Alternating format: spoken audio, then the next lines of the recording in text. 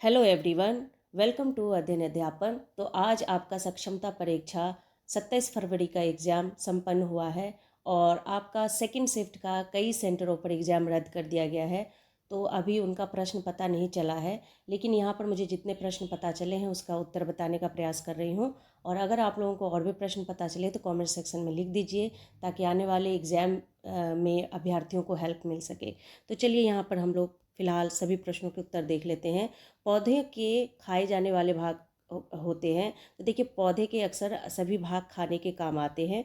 इसके बाद next question है कि बरसात के मौसम में बोई जाने वाली फसलें कौन सी है। तो खरीफ फसलें हैं और इससे संबंधित प्रश्न आपके कल भी पूछे गए थे। इसके बाद लेव वाइगोस्की से प्रश्न पूछे गए थे कि लेव वाइगोस्की के सिद्धांत निम्न में से कौन सा है। तो यहाँ पर सामाजिक सांस्कृतिक विकास का सिद्धांत लेव वाइगोस्की के सिद्धांत से संबंधित है। इसके बाद दिया था कि 2016 में किस फिल्म को सर्वश्रेष्ठ फिल्म फेयर अवार्ड दिया गया था। तो बाजीराव मस्तानी, जिसमें रणवीर सिंह और दीपिका पादुकोण ने अभिनय किया था। इसके बाद नेक्स्ट क्वेश्चन देखिए, फायर वर्ल्ड अवार्ड जेसीबी पुरस्कार किसको मिला। तो यहाँ पर निर्मल मुरुगन साहित्य में मिला था इनको। और साथ ही हैमलेट पुस्तक के लेखक कौन है। तो विलियम शेक्सपियर जो है वो हैमलेट पुस्तक के लेखक हैं। इसके बाद नेक्स्ट क्वेश्चन है कि किस धातु को केरोसिन में डुबाकर रखा जाता है। तो इसका सही आंसर है सोडियम। सोडियम को केरोसिन में डुबोकर रखा जाता है। समास के भेद पूछे गए थे। तो समास के कितने भेद हैं। तो 6 भेद होते हैं। इसके बाद कभी ऐसा हो सकता है कि नेक्स्ट पेपर में समास से संबंधित प्रश्न पूछ दिया जाए। आज भेद से पूछा है, कल आपसे कोई बहुव्रीहि समास हो गया, कर्मधारय समास हो गया, कहीं से भी प्रश्न पूछा जा सकता है, तो उसको जरूर पढ़ लें। कवि का स्त्रीलिंग यहाँ पर पूछा था, तो कवियत्री। और यहाँ पर देखिए, विलोम शब्द, पर्यायवाची शब्द, ये सब भी पढ़ लीजिए, कहीं से भी प्रश्न पूछा जा सकता है। कर्म के अनुसार क्रिया के कितने भेद होते हैं। तो 2 होते हैं। कौन कौन से। सकर्मक क्रिया और अकर्मक क्रिया। ठीक है। आगे देखिए, वाक्य शुद्ध करने पर आधारित एक प्रश्न था। तो देखिए, वाक्य शुद्ध, जैसे कोई वाक्य दे दिया, उसको अशुद्ध रूप में दिया, तो उसका शुद्ध रूप आपको पता होना चाहिए। तो वो प्रश्न नहीं पता, क्या था ऑप्शन में।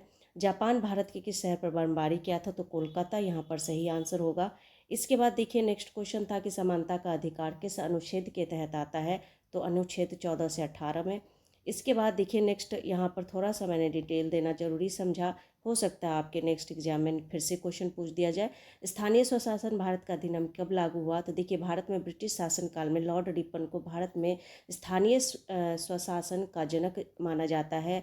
और वर्ष 1882 में उन्होंने स्थानीय स्वशासन संबंधित प्रस्ताव दिया। 1919 के भारत शासन अधिनियम के तहत प्रांतों में दोहरे शासन की व्यवस्था की गई तथा स्थानीय स्वशासन को हस्तांतरित विषयों की सूची में रखा गया। तो ये कुछ यहाँ पर आपकी एक रिवीजन की तरह जो है, इस क्वेश्चन को मैंने व्याख्या के रूप में यहाँ पर दे दिया। इसके बाद इन्होंने दिया था कि ये आपका सही ऑप्शन हो गया, लॉर्ड रिपन, जो कि ऑप्शन में था। और प्रथम विश्व युद्ध कब हुआ था। तो 1914 में। प्रथम विश्व युद्ध और द्वितीय विश्व युद्ध दोनों से प्रश्न पूछे गए थे।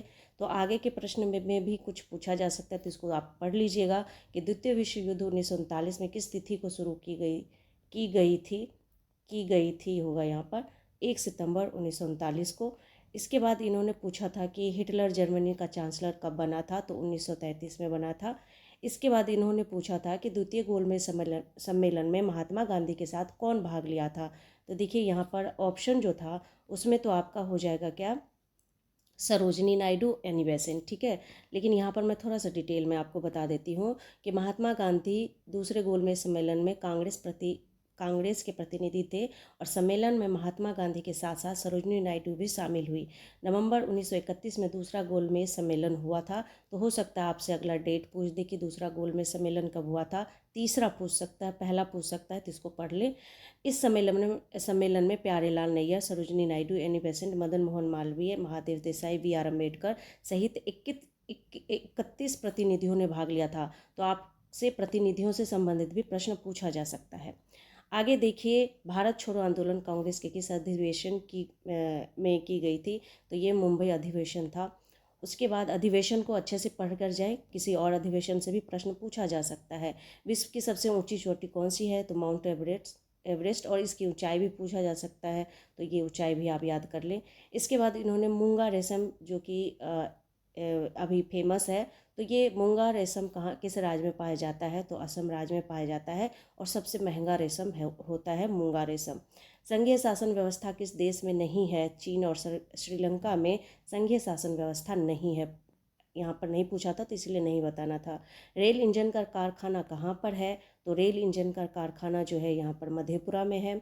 इसके बाद नेक्स्ट देखिए, उत्तराखंड के क्षेत्र का खारे पानी का झील कौन सा है? तो आपका अन्य स्टेट से झील का पूछ सकता है तो वो भी याद कर ले। तो नैनीताल की खुरपा ताल झील जो है ये खारे पानी यहाँ पर खारे पानी का झील है उत्तराखंड का। इसके बाद देखिए, इन्होंने कुछ क्वेश्चन ऐसे भी पूछे थे कि आदमी के साथ घरों में रहने वाले जानवर को क्या कहते हैं? तो पेट एनिमल यानी पालतू जानवर कहते हैं। इसके बाद इन्होंने एक और क्वेश्चन पूछा था, ऊँट और डैश जानवर को सामान ढोने में लगाया जाता है?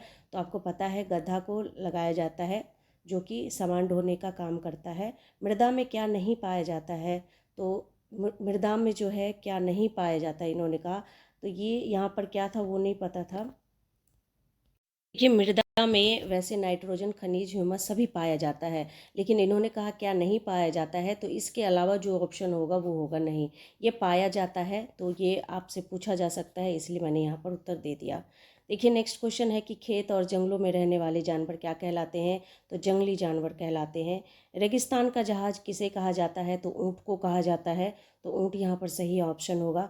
इसके बाद आपका क्वेश्चन पूछा गया था, क्वेश्चन था कि सिस्मोग्राफी से क्या मापा जाता है? तो भूकंप, जिसे हम रिक्टर स्केल भी कहते हैं। इनमें से कौन चुंबकीय पदार्थ है? तो लोहा, जो ऑप्शन था उसमें लोहा सही था। नेक्स्ट देखिए, इनमें से किसे स्विच के रूप में प्रयोग करने पर धारा प्रवाहित नहीं होता? तो माचिस की तिल्ली सही ऑप्शन था यहाँ पर। इसके बाद नेक्स्ट है कि छोटा नागपुर के उत्तरी भाग में कौन सा खनिज नहीं पाया जाता है? तो सोना नहीं पाया जाता है, बाकी चीज़ें जो दी गई थी वो पाया जाता है, जैसे लोहा, जस्ता, ये सब। अंडा किस चीज़ का मुख्य स्रोत है? तो प्रोटीन का मुख्य स्रोत है। तो प्रोटीन से कल भी प्रश्न पूछा गया था। नेक्स्ट क्वेश्चन देखिए, बीमार नहीं पड़ने